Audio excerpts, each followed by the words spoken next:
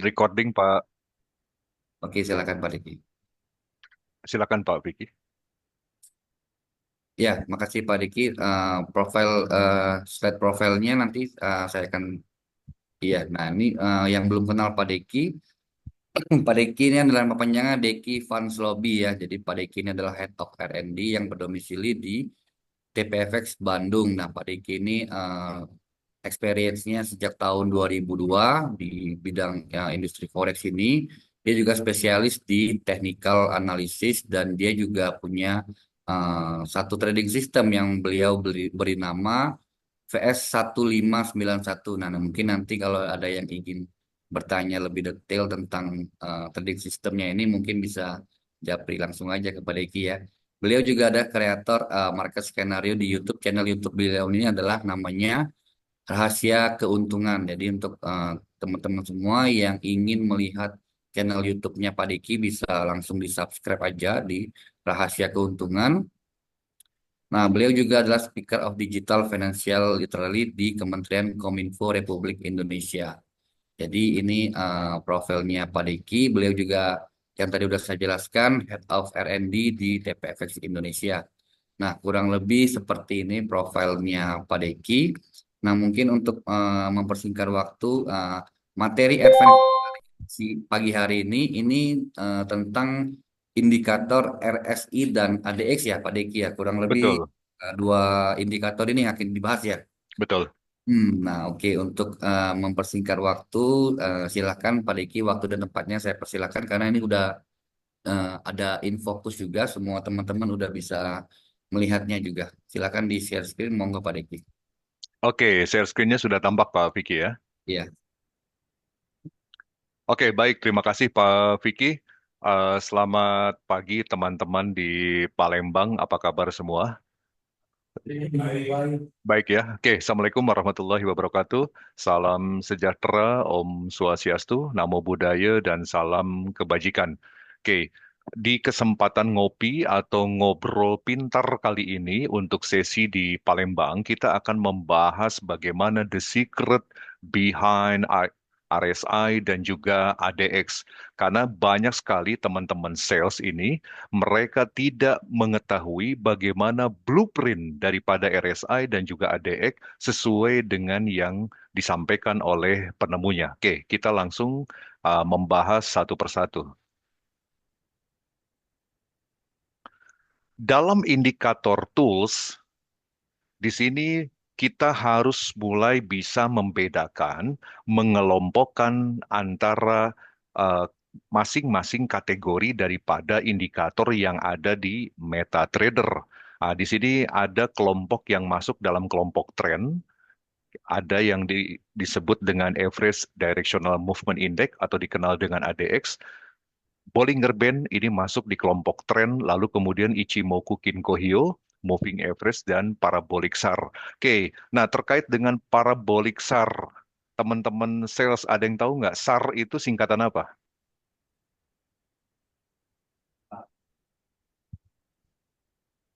SAR itu adalah stop and reverse ya. Jadi pada kelompok tren parabolik ini apabila titik tersebut disentuh, dia akan berhenti lalu kemudian dia akan berbalik. Makanya disebut sebagai parabolik SAR ya, stop and reverse. Lalu kemudian yang masuk di kelompok kedua yaitu kelompok oscillator. Di sini ada average true range. Lalu kemudian CCI atau Commodity Channel Index ya, MACD, Relative Strength Index atau RSI, Stochastic Oscillator dan juga Williamson Range. Average True Range ini adalah indikator yang jarang orang gunakan dan jarang orang ketahui. ATR ini adalah indikator yang memang piawai untuk menghitung di mana batasan risiko harus ditempatkan. Ya, nanti kita akan bahas di sesi-sesi berikutnya. Lalu kemudian volume, ada accumulation and distribution, money flow index on balance dan juga volume, dan juga ada kelompok dari Bill Williams, yaitu accelerator oscillator atau disingkat dengan AC, lalu kemudian ada alligator, ada juga awesome oscillator atau AO, dan juga fractal. Ada satu kelompok, tetapi bukan kelompok indikator, itu disebut dengan chart study. di mana di sana teman-teman seringkali menggunakan ada trend line, ada channel, termasuk ada gun ya. Lalu Fibonacci yang ini cukup familiar, lalu kemudian ada Andrew Pitfall. Oke, dalam ngobrol pintar kali ini, sesuai dengan tema bahwa kita akan membahas dua indikator, yaitu RSI dan juga ADX ya.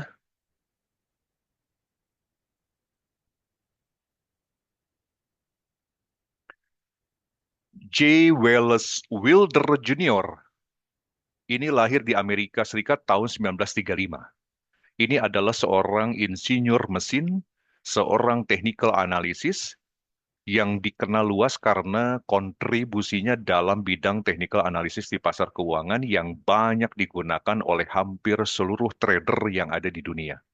Nah, di sini beberapa indikator yang pernah dibuat oleh Wallace Wilder itu adalah RSI, Relative Strength Index, atau eh, ini, kemudian Average True Range atau ATR, Parabolic Stop and Reverse tadi ya, Parabolic SAR, Directional Movement Index, DMI, dan juga Average Directional Index atau ADX, lalu kemudian Commodity Selection Index atau CSI. Nah, CSI ini kebetulan sayangnya tidak ada di MetaTrader, teman-teman. Itu hanya ada di TradingView ya.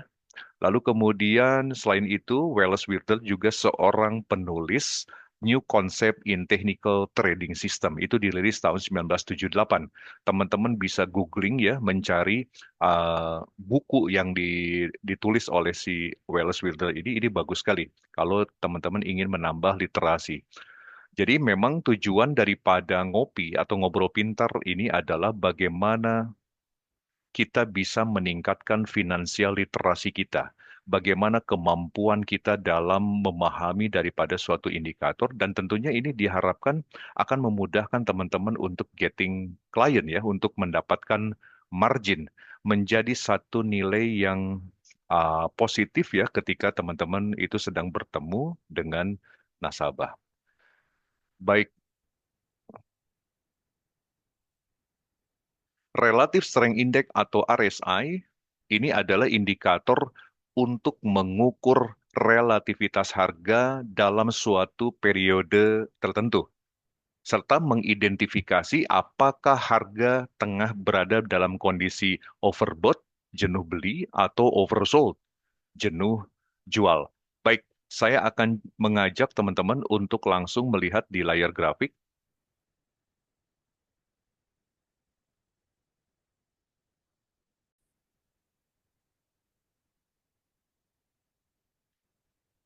Saya langsung input saja untuk indikatornya RSI ya, Relative Strength Index.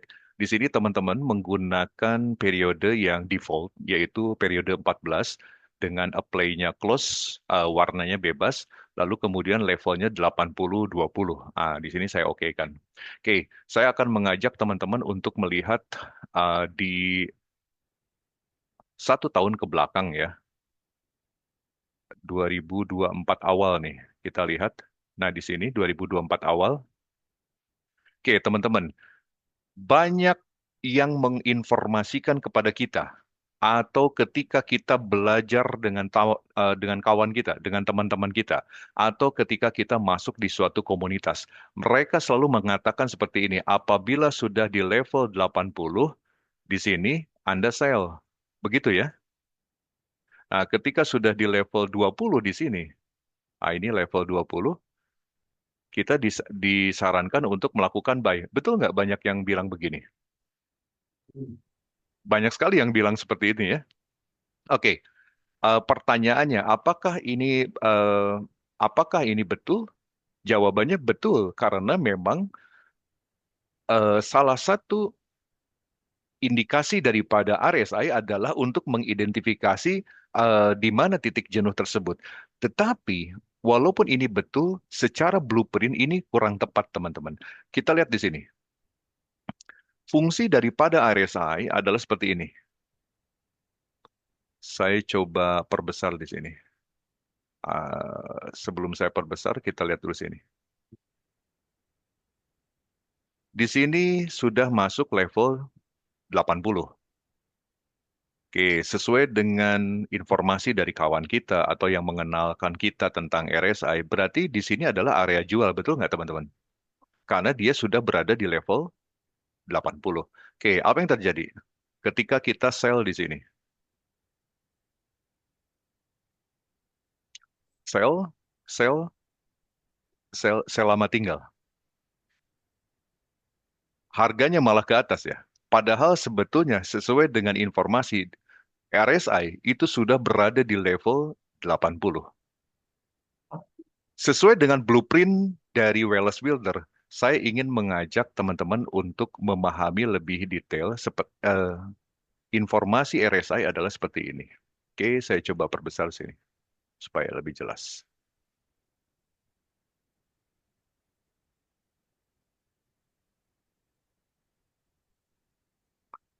Dia sudah masuk level 80 berarti di sini.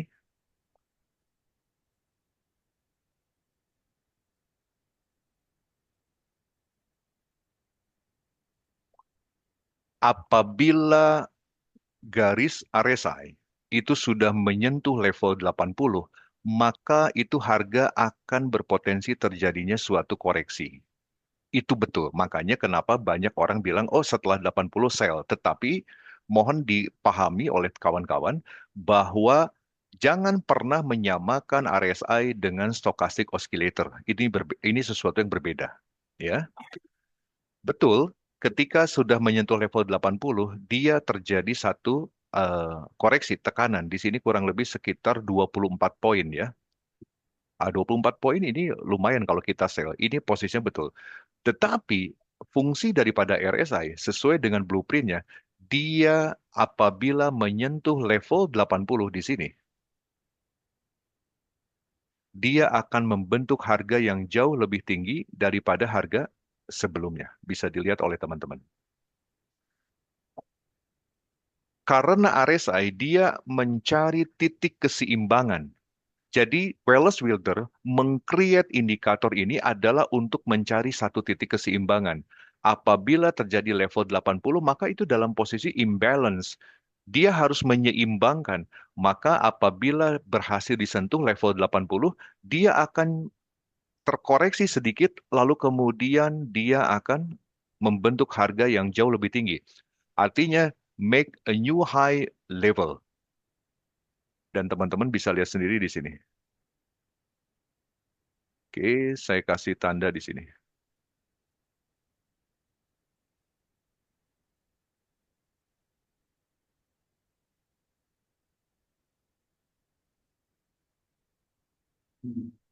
Adakah yang menyentuh lagi?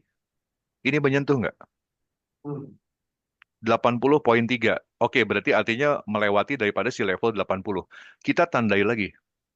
Teman-teman dengan sangat mudah tandai di sini. Bahwa dia sudah menyentuh level 80. Nah, di sini. Ini adalah fungsi RSI sebenarnya, teman-teman. Ya, di sini.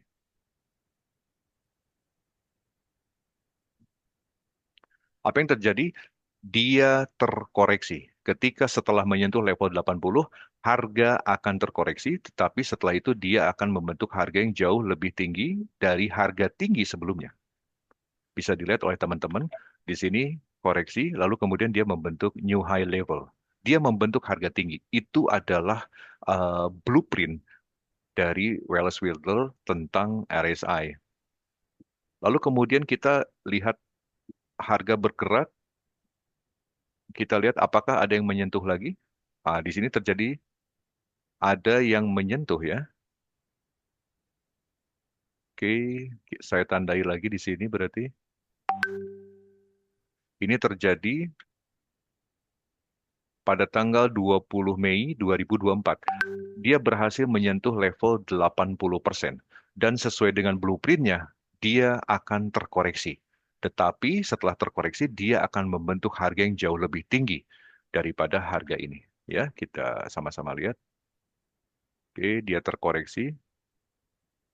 Saya coba perkecil. Nah, dari sini dia terkoreksi cukup dalam. Lalu kemudian apa yang terjadi?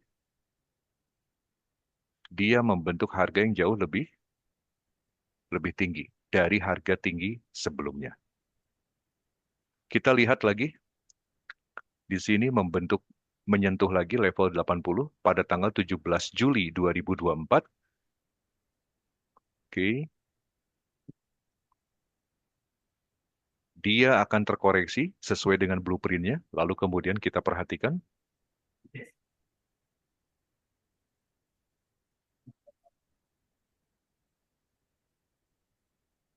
bisa dibayangkan oleh teman-teman,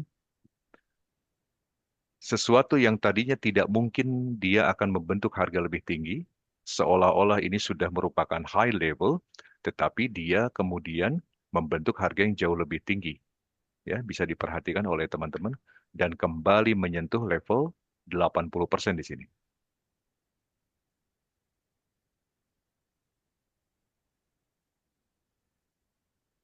Dia akan terkoreksi, ya, tetapi setelah itu dia akan membentuk harga yang jauh lebih tinggi. Bisa diperhatikan oleh teman-teman. Oke, menyentuh lagi level 80 berarti di sini.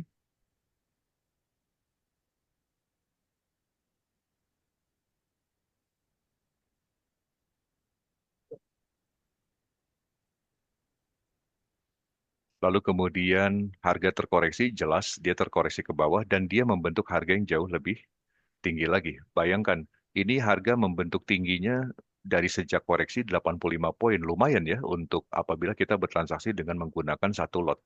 Tetapi minimal kita jadi tahu teman-teman, apabila RSI menyentuh level 80 atau 20, itu merupakan satu sinyalemen bahwa dia akan membentuk harga yang jauh lebih tinggi. Apabila menyentuh level 20, dia akan membentuk harga yang jauh lebih rendah. Dan diawalinya pasti dengan koreksi dulu ya. Oke, kita lihat sampai sini. Nah, em, di sini belum ada satu satu sentuhan lagi di level 80 dan apabila ini terjadi sentuhan teman-teman anggap saja di sini terjadi satu touch ya, dia berhasil menyentuh ke level 80, lalu kemudian di sini level 80, maka sudah bisa dipastikan harga emas dia akan terkoreksi tetapi dia akan membentuk harga yang jauh lebih tinggi lagi dari harga tinggi sebelumnya. Oke, selain terkait dengan masalah fungsi daripada keseimbangan tadi, kita sudah sama-sama tahu bahwa salah satu keunggulan daripada RSI itu adalah bagaimana kita mendapatkan satu pola divergensi ya. Ada pola-pola yang tidak seimbang. Nah, di sini kita lihat dengan sangat mudah dan saya yakin Pak Vicky pun juga seringkali menyampaikan dengan share dengan kawan-kawan di mana harga membentuk harga jauh lebih tinggi akan tetapi secara volume pada value RSI itu tidak equal, tidak sebanding dengan apa namanya dengan pergerakan harga, maka ini merupakan fake penetration, artinya sebuah dorongan palsu itu sedang terjadi di sana. Dan ini adalah momentum untuk melakukan sell position ya. Sini sudah sangat jelas sekali, banyak sekali momen-momen. Jadi RSI itu memiliki fungsi untuk mengetahui kapan terjadinya satu level koreksi, lalu kemudian untuk mencari titik keseimbangan dan juga untuk divergensi. Oke, baik. Ada yang ingin ditanyakan mungkin dari kawan-kawan? Ada yang ingin ditanyakan?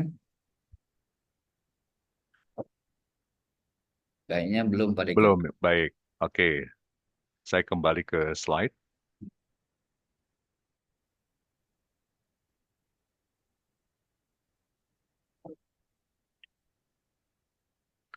Jadi ini dapat disimpulkan bahwa sesuai dengan blueprint dari Welles Wilder, Relative Strength Index ini adalah satu, memberi informasi adanya potensi perubahan arah harga ya. Ketika nyentuh 80 dia pasti terkoreksi, nyentuh 20 dia pasti terkoreksi.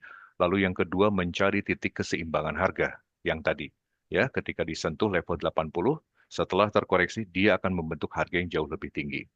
Begitupun level 20 ketika dia sudah disentuh dia akan terkoreksi ke atas dan akan membentuk nilai yang jauh lebih rendah dari nilai rendah sebelumnya.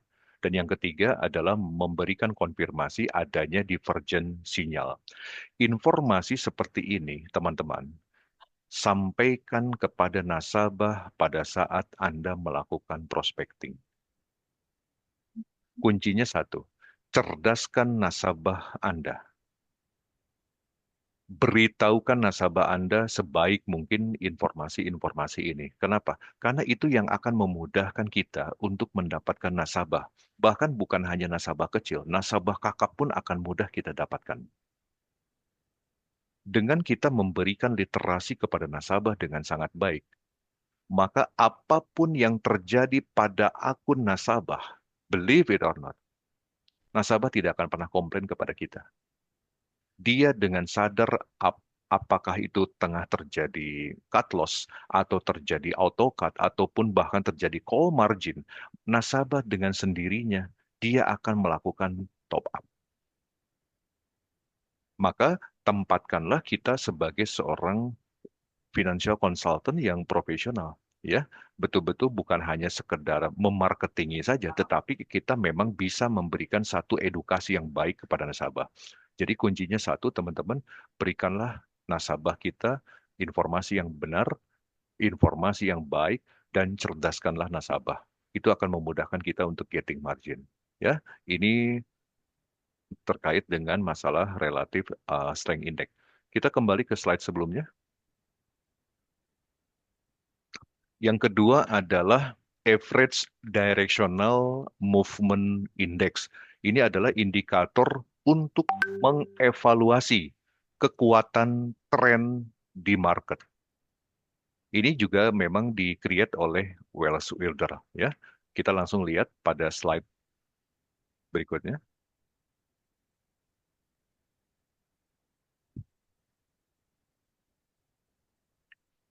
Average Directional Movement Index atau ADX. Ini adalah kombinasi tiga buah garis. Jadi teman-teman bisa lihat di sini yang di pen bawah ini. Yang berwarna hitam itu disebut dengan ADX line. Yang berwarna biru itu disebut dengan DI plus, ya, atau DI positif, apapun istilahnya. Lalu kemudian ada yang berwarna merah itu disebut dengan DI minus. Yang pertama, fungsi sesuai dengan blueprintnya, memberikan informasi kapan terjadinya uptrend, downtrend, dan juga sideways. Ini luar biasa. Satu indikator, tapi mampu memberikan informasi banyak kepada kita. Yang kedua, mengukur kekuatan tren.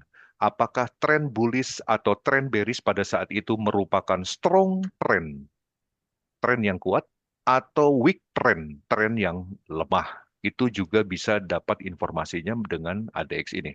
Lalu yang ketiga, memberikan konfirmasi kapan terjadinya akhir dari sebuah tren. Artinya di mana titik jenuh daripada tren itu sendiri, itu juga bisa tergambarkan melalui ADX. Baik, saya akan ajak teman-teman untuk melihat langsung di layar grafik ya. Hmm.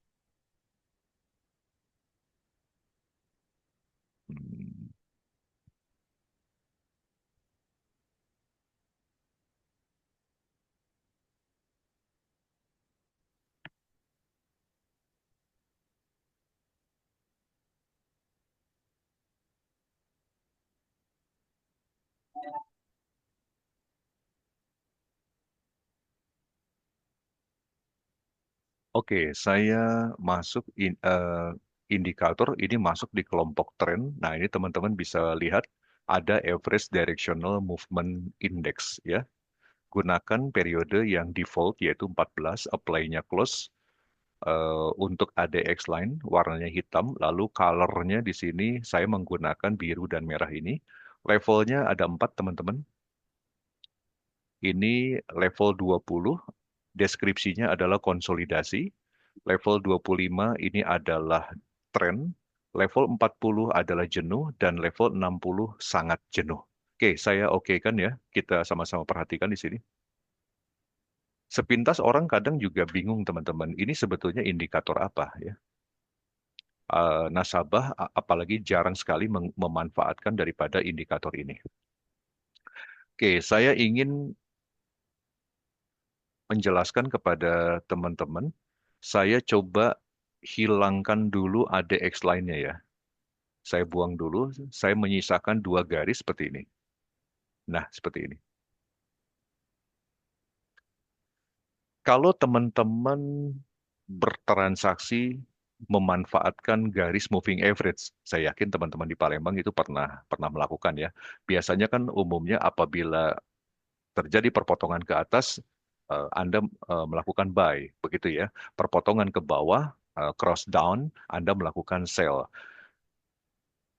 Serupa tapi tak sama. Ini sedikit banyak mirip dengan ADX. Teman-teman bisa perhatikan di sini.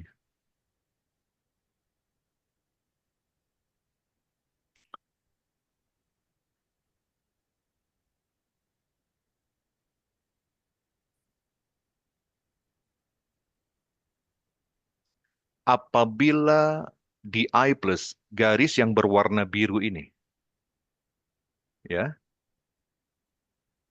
terjadi crossing dengan yang merah, dia ke atas seperti ini. Maka ini menginformasikan pada saat itu tren terjadi bullish, ya. Begitupun sebaliknya, apabila pada saat itu merah yang mendominasi, nah seperti ini, merah mendominasi artinya memotong daripada garis biru, maka menginformasikan kepada kita tren yang terjadi saat itu adalah bearish. Ini persis ketika teman-teman menggunakan seperti halnya moving average, perpotongan. Ya, ini sangat mudah sekali. Nah, seperti ini ya. Ini berarti menginformasikan kepada kita bahwa eh, di mana tren dimulai. Lalu kemudian perhatikan level yang ada di sini teman-teman, yang di sebelah kanan ini ya. Dia dikatakan confirm menjadi sebuah tren apabila garis tersebut sudah melewati level 25%. Dan yang luar biasa dari indikator ADX ini, DI plus yang berwarna biru dan DI minus yang berwarna merah itu tidak pernah dua-duanya di atas 25%. Teman-teman boleh cek ke belakang, boleh cek. Jadi dia tidak pernah dua-duanya ke atas. Dia selalu bergantian. Ini luar biasanya. Ketika bullish, maka birunya yang dominan. Ketika bearish, maka merahnya yang dominan. Ya, dia bergantian melewati level 25%. Tentu yang jadi pertanyaan, teman-teman,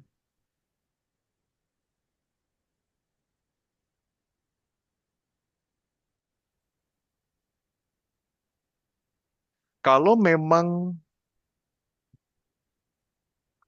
kalau memang DI plus dan DI minus itu bergantian di atas level 25%, apakah mungkin DI plus yang biru dan DI minus yang berwarna merah, apakah mungkin kalau dua-duanya di bawah 20%? Jawabannya mungkin. Teman-teman bisa perhatikan di sini, ya. Ini boleh dikatakan di bawah 20%. Apa yang terjadi terhadap market? Maka pada saat itu market terjadi sideways. Ini luar biasanya. Jadi teman-teman sudah diberikan dua informasi tadi. Apabila di I plus, apabila yang biru lebih dominan, maka terjadi potensi bullish ya. Apabila terjadi merah yang dominan, maka terjadi bearish. Apabila kedua-duanya berada di bawah level 20, maka itu menginformasikan market sedang sideways. Teman-teman kalau melihat bagaimana transaksi yang terjadi kemarin ya, dari pekan kemarin di bulan Desember, seolah-olah harga emas tidak kemana-mana. Dia bergerak itu pada range yang terbatas, artinya dia terkonsolidasi di sana. Dan ADX menginformasikan kepada kita bahwa memang dia range-nya ada di sana. Ya, dia berkutat lebih banyak di level 20%, DI plus dan DI minusnya itu. Maka di sini merupakan satu jawaban bagi kita, oh ini ternyata market sedang sideways. Ya. Oke, dua informasi terkait masalah ADX sudah disampaikan. Kita akan munculkan kembali, tadi ada satu garis yang saya sempat hilangkan. yang saya hide ya.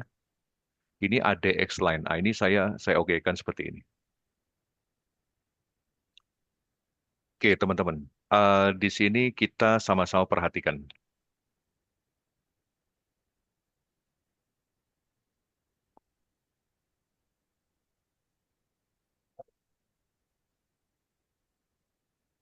Saya sedang mencari mana yang berdekatan ya, tetapi ada dua kondisi yang berbeda.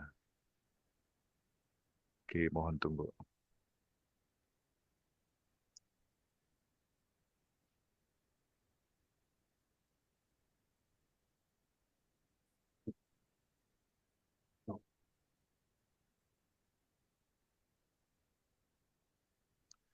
Fungsi daripada ADX line ini adalah untuk menentukan apakah tren yang terjadi kuat atau lemah.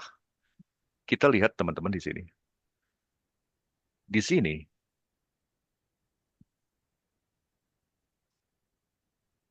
dari sejak tanggal 15 November 2024 kemarin, di sini diinformasikan sesuai dengan ADX bahwa di I plus yang berwarna biru itu dia bergerak dominan daripada yang di I minus. Maka dapat disimpulkan bahwa tren yang terjadi ini potensinya adalah bullish. Lalu kemudian perhatikan oleh teman-teman, apakah ADX line yang berwarna hitam, apakah ikut naik atau tidak? Ketika dia ikut naik, maka menginformasikan kepada kita tren yang terjadi adalah kuat. Jadi ketika di I plus atau di I minus itu bergerak ke atas 25% dan diikuti oleh ADX line yang berwarna hitam, maka menginformasikan tren yang terjadi adalah strong, ya, sangat kuat sekali. Lalu kemudian kita perhatikan di sini. Di sini di sini terjadi. Teman-teman bisa lihat bagaimana terjadinya satu dorongan, satu dominasi dari level DI plus ya. Dia mencoba untuk menerobos level 25. 20 dilewat lalu mendekati 25, akan tetapi ADX lainnya masih berkutat di area konsolidasi, berkutat di level 20. Kenaikan yang terjadi di sini, teman-teman, dari sini memang terjadi kenaikan. Ini betul terjadi kenaikan harga. Akan tetapi ADX menginformasikan ini naiknya lemah. Jadi berbeda dengan kenaikan yang terjadi di sini. Ya, sama-sama naik, akan tetapi ADX menginformasikan ini adalah posisinya sudah sangat lemah sekali. Ya, dan di sini teman-teman bisa memanfaatkan dalam posisi lemah ini, apakah Anda mau skip dulu atau Anda hanya memanfaatkan scalping, itu bisa. Lalu kemudian kita lihat di sini fungsi yang berikutnya daripada ADX line, teman-teman. Saya berikan informasi seperti ini.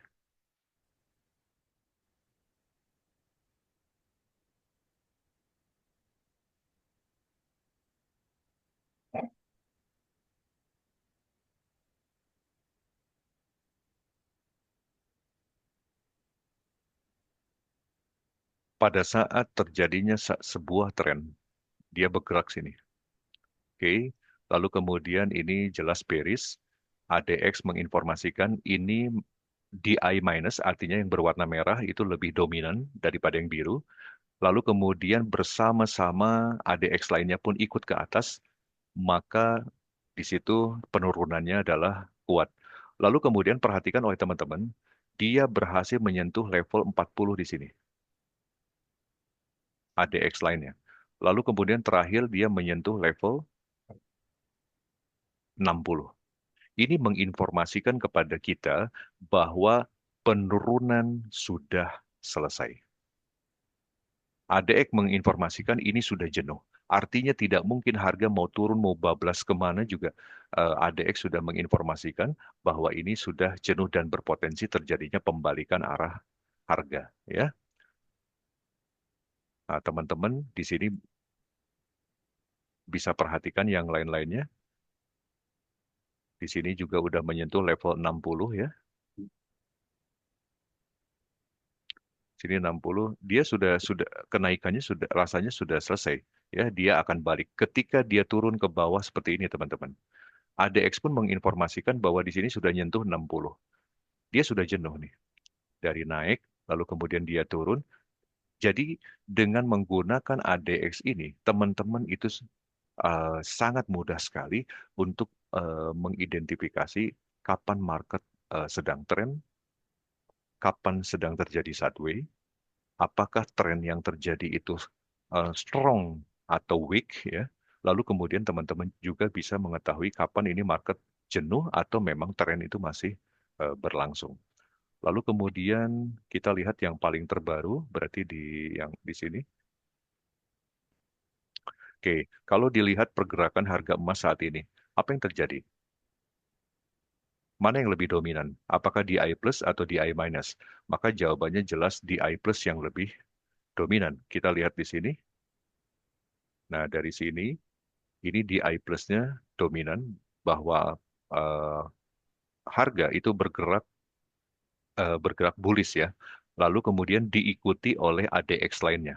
ADX lainnya pun juga ikut bergerak melewati level 25 dan menginformasikan bahwa adanya dorongan yang sangat kuat ke atas. Tetapi ini harus diwaspadai oleh kawan-kawan bahwa sesuai dengan blueprintnya, level 40 ini di sebelah kiri ditulis adalah level jenuh. Level 60 di sini berarti di sebelah kiri ini bisa dilihat ini adalah level sangat jenuh. Nah, ada kemungkinan apabila ADX lain ini berhasil melewati level 40, ini hati-hati kalau terjadi sideways, teman-teman. Dia seolah berkonsolidasi. Apakah mau membentuk perkara nanti mau membentuk rally base lalu kemudian rally lagi ke sana gitu ya. Seperti itu, kita tinggal lihat kondisi di sana. Selama memang ADX-nya, ADX lainnya tidak kembali ke bawah, ini tidak masalah. Maka tren masih akan terus bergerak ke atas, bahkan bisa mengejar ke level 60. Akan tetapi yang harus diwaspadai adalah setelah dari level 40, harga kembali turun ke bawah. Nah ini berarti menandakan kenaikan yang terjadi itu sudah jenuh dan berpotensi terjadinya pembalikan arah harga.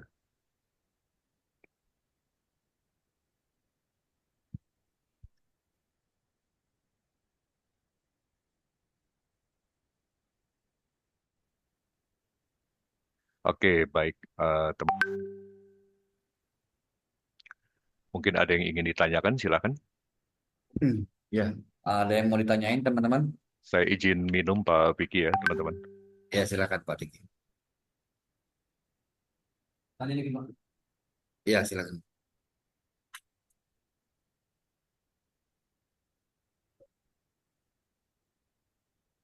Halo, siapa nih? Selamat pagi, Pak Diki. Ya, Pak, salam. saya mau tanya ini. Itu tren itu berlakunya bisa 1 hari atau mingguan atau bulanan, gimana, Pak? Atau Eh, kalau untuk masalah framing waktu itu memang tidak ada batasan, Pak. Jadi apa namanya, tren bisa berlangsung pada hari itu, pada minggu tersebut atau pada bulan tersebut. Selama memang DI plus-nya itu masih dominan, seperti halnya sekarang nih Pak, itu dominan untuk di atas level 25%, maka dia akan terus terjadi dorongan ke atas. Makanya sangat disarankan kondisi saat ini jangan dilawan, Pak. Ya, oke. Saya kembali ke layar grafik. Nah, kondisi seperti ini, Pak. Ini terjadi tanggal 9 Desember, berarti 2 hari yang lalu. Dia sudah menginformasikan kepada kita bahwa ini memang bullish. Kita tidak pernah tahu dalam arti framing ini sampai kapan tren ini akan berlangsung. Selama memang ADX-nya ini masih apa namanya masih di atas level 25%, maka ini tren masih berlangsung. Yang harus diwaspadai oleh apa namanya oleh Bapak tadi yang nanya itu apabila mulai terjadi satu perubahan. Nah, kita lihat di sini, Pak. Kita lihat contoh di sini nih. Ini secara tren kan dominan nih. Tren naik di sini dominan nih, ya. eh, DI plus-nya ke atas, lalu kemudian ADX lainnya juga nyentuh level 60%. Ini level yang sudah sangat jenuh dan akhirnya harga pun turun. Nah, di sini diinformasikan langsung kepada kita, Pak, ya, bahwa sudah mulai turun dari level 40 di sini nih. Nah, ini nih. Nah, ini sudah mulai ke sana. Ini juga harus jadi satu kondisi waspada. Yang pasti untuk kondisi saat ini emas masih dominan. Nah, bagi teman-teman yang ingin memanfaatkan trennya, udah tahu bahwa secara time frame besar ini harga naik ke atas, Bapak tinggal buka di time frame kecil. eh, 5 menit atau 15 menit, kapan ada momentum untuk melakukan buy position ya. Kurang lebih sih jawabannya seperti itu ya. Tadi siapa yang bertanya, Pak Vicky? Pak Nasution, Pak Riki. Baik, Pak Nasution. Makasih Pak. Salam profit, Pak Nasution. Tadi Bapak harus harus profit nih ya, udah tahu ilmunya. Nanti getting kliennya miliar-miliar, Pak Nasution. Amin. jadi tanya lagi satu lagi Pak. Boleh, Pak Nasution. Wah, ini berarti 2 Kan miliar tren nih. ya Pak ya, tren ini ketika kita salah ambil posisi, nah kita melawan tren itu apa solusinya Pak? Ketika kita melawan tren untuk kembali ke arah yang benar Pak. Baik, Pak Nasution, bahwa ini agak sedikit di luar pembahasan kita. Jadi, sebuah trading plan, Pak, itu memegang peranan penting dalam sebuah bisnis, Pak. Jangankan, jangan tidak hanya trading, Pak. Bapak mau berbisnis apapun, Bapak mau buka kafe, mau buka apapun lah namanya, suatu usaha, sebuah perencanaan itu harus ada, Pak. Artinya berapa Bapak target punya keuntungan termasuk berapa batasan risiko yang ditoleransi. Nah, ini mohon dicatat Pak Nasution bahwa risiko itu bukan yang diinginkan, Pak, tapi yang ditoleransi. Berapa batasan risiko yang ditoleransi. Jangan kita membiarkan kesalahan berlarut-larut, Pak. Ketika kita buy, ternyata harga ke bawah yang apa namanya begitu tajam, lalu kita berharap oh suatu saat kita akan naik. Wah itu kalau pola begitu melelahkan akhirnya, Pak. Ya, jadi kita harus punya satu satu satu perencanaan. Memiliki sebuah perencanaan berarti Pak Nasution itu sedang menghargai kepada aset Pak Nasution sendiri. Sedang menghargai kepada akun yang Bapak kelola. Begitupun para nasabah. Ketika dia memiliki perencanaan, berarti dia menghormati kepada dia punya aset yang dikelola, Pak. Ya, jadi sangat disarankan di sini eh, ada stop loss, ada average, ada cut and switch ya. Terus kemudian juga ada locking. um, Trading itu harus bahagia, Pak Nasution. Ya, jadi jangan sampai wah karena begadang nanti ke kantor terlambat, kemudian nanti urusan rumah tangga juga jadi kena dampak dan segala macam. Wah itu jadi berentet kemana-mana, Pak. Itu tidak happy, bukan menjadi bagus trading kita, Pak. Justru trading itu harus bahagia. Ya, Uh, kita lebih baik kehilangan saat itu daripada berlarut-larut ya Pak Pak Nasution ya apa poin demi poinnya terlalu jauh. Eh, jadi silakan Bapak cari satu metode nanti bisa diskus dengan Pak Vicky juga mana yang sebetulnya cocok Pak. Apakah pembatasan risiko itu menggunakan stop loss, averaging, cut and switch ataupun locking itu mana yang cocok dengan Pak Pak Nasution. Berapa poin dari masing-masing itu nanti bisa bahas dengan Pak Vicky. Yang pasti intinya kita gunakan perencanaan, Pak, dalam setiap kita mau melakukan trading. Banyak yang mengatakan kepada saya, Pak Deki, saya sudah menggunakan trading plan, tetapi kadang kenyataannya tidak sesuai, katanya begitu, Pak Nasution. Pakai trading plan, hasilnya kadang tidak sesuai. Apalagi tanpa trading plan, makin tidak sesuai, Pak. Jadi minimal dengan adanya trading plan, kita jadi punya bayangan. Kalau saya mau ngambil profit, saya berapa targetnya udah tahu. Kalaupun ada risiko, berapa yang saya toleransi. Kita pun jadi sudah tahu, Pak. Itu yang sebetulnya akan menyelamatkan trading kita, yang membuat akun itu, apa ya, endurance, daya tahannya jadi lama, Pak. ya kita bisa bertransaksi bagus. Oke, kurang lebih seperti itu Pak Nasution. Terima kasih. Sami-sama, sama-sama Pak. Ada lagi yang mau nanya?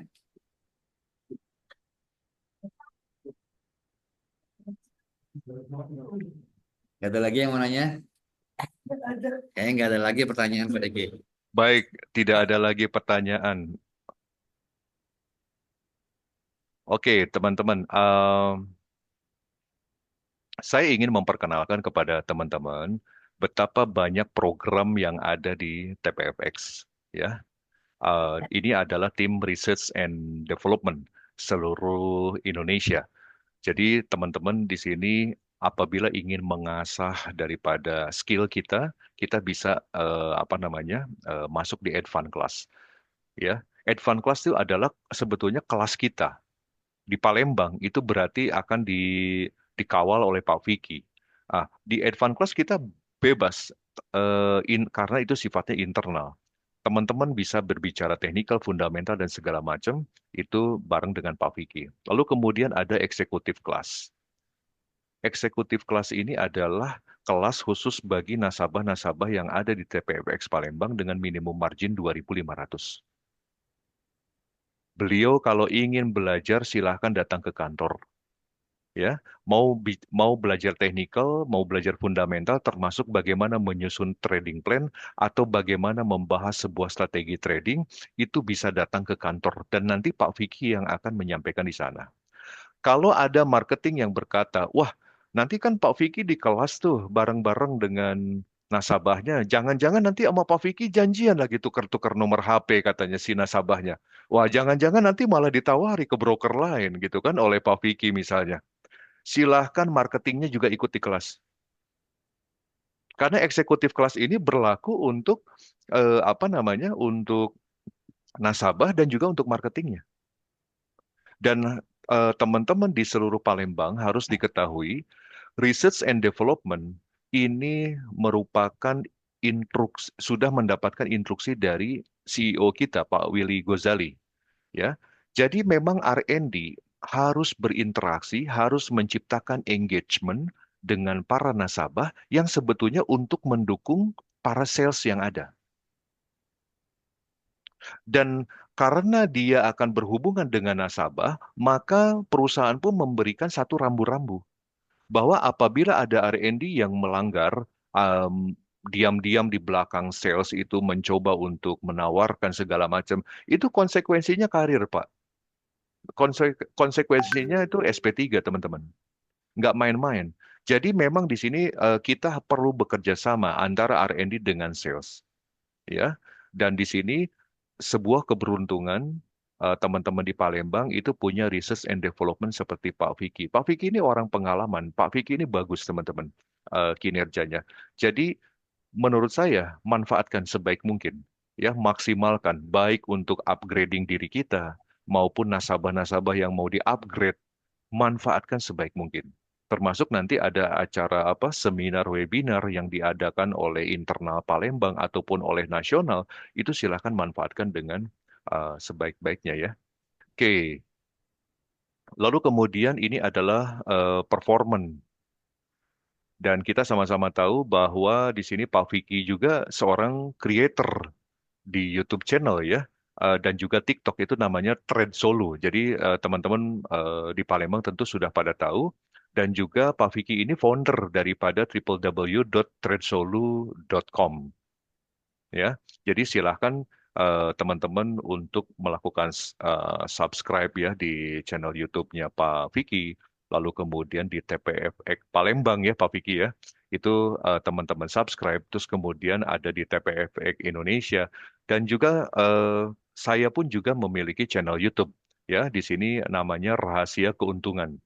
Jadi kalau teman-teman ingin belajar berbagai macam strategi trading, ya bagaimana mengkombinasikan indikator yang satu dengan indikator yang lainnya menjadi satu template yang sangat powerful, juga bisa subscribe di channel YouTube Rahasia Keuntungan di sana. Dan banyak hal sekali ya. Jadi R&D ini memang diisi oleh orang-orang yang qualified. di seluruh Indonesia dan salah satunya Pak Vicky yang dari Palembang.